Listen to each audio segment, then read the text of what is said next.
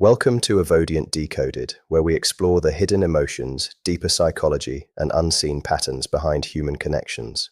Before we begin this powerful journey into understanding avoidant behavior and emotional bonds, make sure to join our channel membership and become part of a community dedicated to growth, awareness, and transformation. Today, we uncover the truth behind distance, love, and the emotional walls people build to protect themselves. There's something most people don't fully understand when they get close to someone with avoidant patterns. What you see on the surface is rarely the whole truth.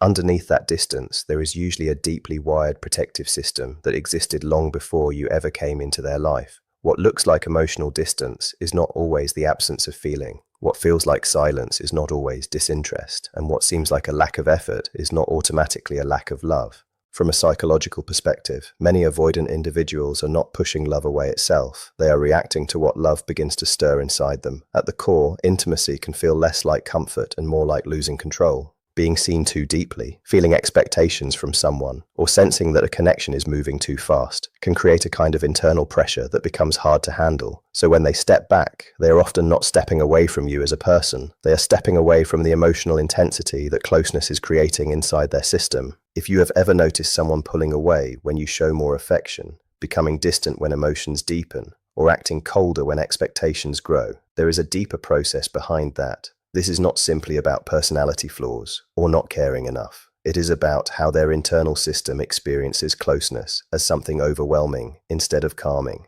The purpose here is not to give you simple reassurance or surface-level explanations. It is to understand what is happening underneath. What exactly are they protecting? What feels threatening to them? And what actually creates the conditions where they can soften over time? Many people misunderstand avoidant behavior because they interpret it in a very direct emotional way. They assume it means disinterest, emotional coldness, or an inability to bond. But that is often just the surface. Beneath it, the emotional system is usually very sensitive, but heavily guarded because of past experiences where closeness did not feel safe or stable. For someone with avoidant tendencies, closeness can feel like pressure. Not necessarily because you are doing anything wrong, but because their internal system links emotional closeness with things like obligation, intrusion, or losing personal space. When that internal alarm is triggered, their natural response is to create distance to restore a sense of balance. It is important to understand that this distance is not always rejection. In many cases, it is a form of self-regulation. Their nervous system is trying to prevent itself from becoming overwhelmed. So instead of seeing withdrawal as punishment or lack of interest, it is often an attempt to manage emotional overload. On a deeper level, there is usually an internal conflict happening. On one side, they still have the natural human need for connection, closeness, and attachment. On the other side, there is a strong protective instinct that associates that same closeness with vulnerability or loss of control. These two forces exist at the same time, which is why their behavior can feel confusing.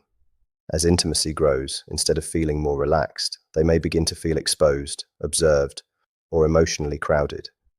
What feels like connection to you can feel like pressure building inside them, and once that pressure crosses a certain point, stepping back becomes their way of regaining stability. This does not mean they feel nothing. It often means they feel too much, too quickly, and their system shifts into protection mode. The distance is not always about leaving the relationship.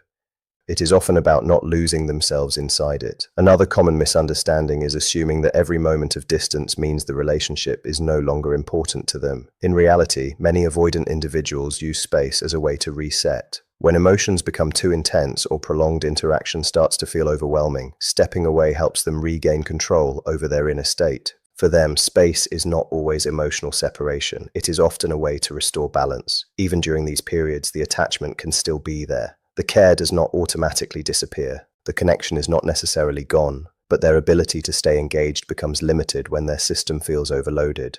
Understanding this requires looking beyond surface behavior and focusing on how their emotional regulation works. What seems like inconsistency is often a cycle between connection and self-protection. What looks like withdrawal is often an attempt to handle internal overwhelm. This does not mean harmful behavior should be ignored or boundaries should not exist. But it does change the way you interpret what is happening. Instead of assuming they do not care, you begin to see that they are struggling to stay regulated in closeness, and that shift in perspective changes everything. Their silence does not always mean love has ended. Their distance is not always resentment. Their need for space does not automatically mean they want to leave. In many cases, it is simply their way of bringing themselves back into balance so they can return with a calmer and more stable mindset. When you start to see this clearly, you stop treating every moment of distance as a final answer. Instead, you understand that for someone with avoidant patterns, space is often just a pause, a reset, a way for their nervous system to settle before they reconnect again. To truly understand an avoidant person, you cannot just look at their current behavior. You have to consider the emotional environment that shaped them long before you met them. Many people with avoidant tendencies grew up in situations where emotional safety was inconsistent or missing. Maybe their feelings were dismissed when they tried to express them. Maybe showing vulnerability was met with criticism or indifference. Their need for closeness could have been labeled as weakness. Sometimes affection was conditional, given only when they behaved a certain way or did not ask for too much. Over time, these experiences leave a deep imprint. Their mind and nervous system begin to associate emotional closeness with risk. Opening up can lead to pain. Depending on someone can lead to disappointment. So distance becomes a form of protection. They learn to rely on themselves, not because they are naturally detached, but because at some point it felt safer than being emotionally exposed. They start minimizing their needs, suppressing vulnerability, and building strong emotional boundaries that keep others from getting too close. From the outside, this can look like coldness or lack of depth. But internally, it is often someone who learned through experience that closeness can come with a cost. Distance was not chosen because it feels good. It was chosen because it once felt necessary to avoid being overwhelmed or hurt. One of the biggest mistakes people make when dealing with an avoidant partner is trying to reduce their own anxiety by increasing pressure. When they feel distance, they reach out more. When they feel uncertain, they ask for reassurance. When they sense withdrawal, they try harder to pull the person back in. This can show up as repeated messages, urgent questions, or emotionally intense conversations like asking where things stand, why they are pulling away, or if they still care. But instead of creating closeness, this often increases the pressure that the avoidant person is already struggling with internally. When these kinds of questions come up, they usually come from a real place. The need for clarity, reassurance, and emotional stability is completely valid. But on the other side, for someone with avoidant tendencies, that same energy can feel very different. What is meant as connection can be experienced as pressure. What feels like a request for closeness can internally register as intrusion. When they feel pushed to respond before they are ready, or asked to define something they are still trying to understand themselves, their defense system reacts almost instantly. Instead of leaning in, they begin to step back. Instead of opening up, they shut down. Not because they do not care, but because in that moment, their system is choosing protection over connection. This is where a painful cycle often forms. One person, driven by anxiety, moves closer and seeks more certainty. The other, feeling overwhelmed by that intensity, creates more distance to regain control. The more one reaches out, the more the other pulls away. It becomes a loop that feeds itself. In many situations, it is not the relationship that pushes an avoidant person away. It is the pressure surrounding it. And what brings them back is not urgency, demands, or emotional intensity, but a steady sense of safety within the connection. For someone with avoidant patterns, initiative does not show up when they feel overwhelmed. It starts to appear when their nervous system begins to recognize that closeness does not mean losing themselves. That with a certain person, they do not have to constantly guard their space just to feel okay. This becomes even clearer when you look at what happens after they pull back. Avoidant behavior is often mistaken for a complete loss of interest, but in reality, it is more accurate to see it as emotional deactivation. During this phase, they are not fully engaged with the bond in the same way. Their attention turns inward as they try to reduce stimulation and regain a sense of independence. That is why they may seem distant, but not completely gone. They might still reach out occasionally, but avoid deeper conversations. They may still care, but struggle to express it in ways that feel consistent or reassuring. And that inconsistency is exactly what creates confusion for the other person. When there is a lack of clarity, the mind naturally tries to fill in the gaps, often assuming the worst. It starts to believe they do not care anymore, that interest is fading, or that someone else has taken their place emotionally. But avoidant patterns are rarely that simple. Their feelings are not switching on and off. They are moving between closeness and self-protection. Another layer to understand is that avoidant individuals often feel connection deeply, but process it in a different way. When closeness crosses their internal limits, their system can interpret it as a loss of control, not control in a manipulative sense, but control over their emotional safety and personal space. So even when nothing is objectively wrong, their system reacts as if something needs to be corrected. That correction usually looks like distance, silence, or pulling back emotionally. This is also why reassurance alone does not fully solve the issue. It might calm things temporarily, but it does not change the deeper pattern if closeness still feels overwhelming inside their system. Breaking this cycle requires something more subtle than chasing or trying to convince them. It requires consistency without escalating emotions. It means allowing space without turning it into punishment. And it requires emotional steadiness that creates a sense of safety without demanding immediate response or validation. Over time, when an avoidant person repeatedly experiences a connection where their independence is respected, something begins to shift internally. Their nervous system slowly learns that closeness does not always lead to overwhelm, that emotional presence does not automatically take away their sense of self, that connection can exist without constant pressure. This is where real re-engagement begins, not from external force, but from an internal adjustment. However, it is also important to recognize that not every situation leads to deeper connection. Sometimes the fear of intimacy is too deeply rooted, and the cycle continues regardless of how the other person behaves. In those cases, the distance remains not because there is no care, but because the system is not yet able to handle sustained closeness. Understanding this is important because it shifts the focus away from blaming yourself or trying to control everything. It helps you see what is actually within your control and what is not. At its core, this dynamic is not just about one person chasing and the other withdrawing. It is about two nervous systems trying to find balance. One looks for closeness to feel safe, the other creates distance to feel safe. Both are responding to discomfort in the only way they know. When you begin to understand this, the relationship stops feeling like a problem you have to fix through pressure. Instead, it becomes a pattern that requires awareness, patience, and emotional intelligence to navigate. Avoidant attachment is not a lack of feeling, it is a way of protecting feeling. And while that protection can create distance, confusion, and inconsistency, it usually comes from earlier experiences where closeness did not feel safe. When you see it from that perspective, their behavior feels less like rejection and more like self-protection. And the real question shifts from how do I make them stay to something much more grounded. Is this dynamic capable of becoming emotionally safe for both people over time? Because only when both people feel safe does consistency have a chance to grow into something stable. They begin to open up when they do not feel rushed into answers, when they are not being controlled by someone else's emotional needs, when closeness does not feel overwhelming, and when their independence is not being threatened. That is why safety becomes the foundation of everything here. But real safety is not created through words alone. It is not built on promises or temporary reassurance. It develops slowly through consistency, through how you show up over time. It comes from your actions matching your words, from staying calm instead of reacting every time they need space, from respecting the pace they need to process their emotions without pressure. When they begin to see that their need for space will not be treated as rejection or betrayal, and that their slower way of connecting will not trigger anger or demands, something important starts to change. Their system begins to relax.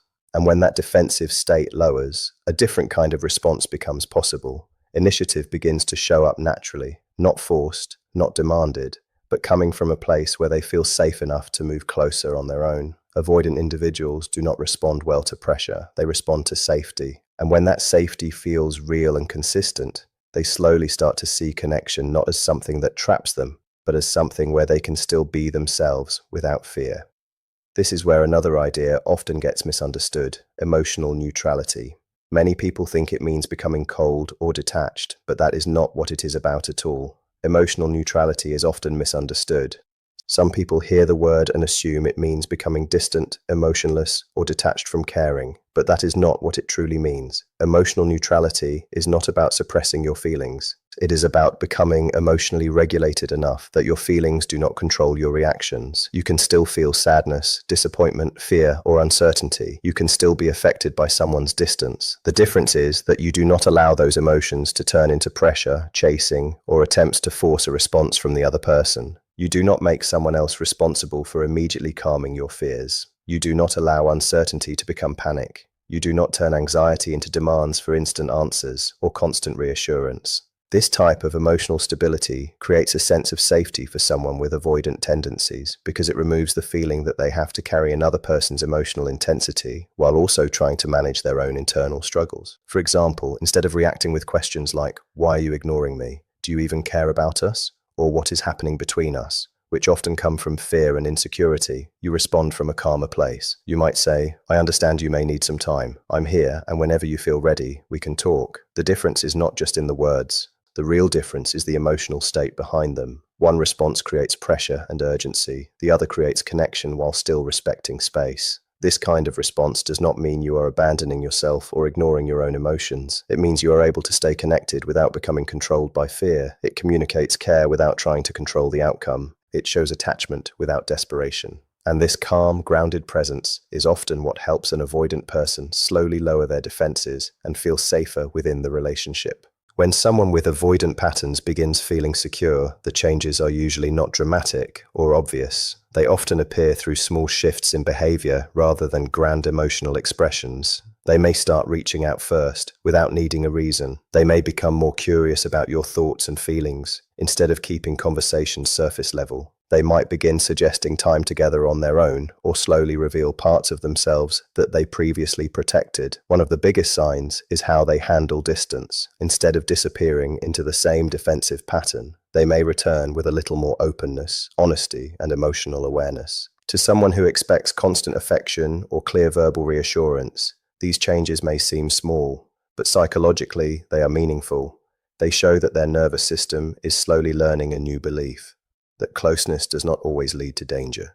It represents the beginning of breaking old protective patterns. It is the process of discovering that they can be emotionally close without losing their identity. That vulnerability does not always lead to pain, and that connection does not have to feel like a trap. Even a simple message after a period of silence can represent a major internal step. Behind that small action may be an internal battle between old fears and a growing sense of trust. This is why, when dealing with avoidant dynamics, it is important to pay attention to small changes. What may look insignificant from the outside can actually represent a major emotional shift happening internally. However, understanding avoidant behavior is only one part of the equation.